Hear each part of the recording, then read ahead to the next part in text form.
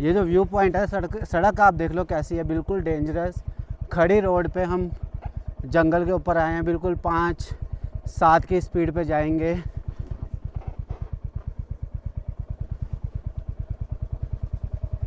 ऐसी लोकेशन देखने को नहीं मिलती। नीचे भी एक आपको फ्रंट व्यू दिखाऊंगा, एक फॉर्म है पाइन ट्री का, जहाँ पे लोग पेड टिकट लेके जाते हैं।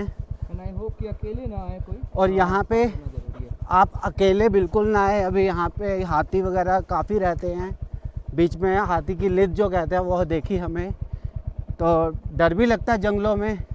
मगर आप लोगों का प्यार है, आप चैनल को सब्सक्राइब किया हुआ है आपने, तो आपके लिए थोड़ा रिस्क तो बनता है। ये देखो जी, तो स्टे ट्यून, डेंजरस स्टोरीज़ भी आपको दिखाते रहेंगे। ब्रेक टाइम राइडर पे मिलते हैं ब्रेक के बाद। बाय बाय, धन्यवाद दोस्तों। हम चलते हैं अब ऊटी की तरफ।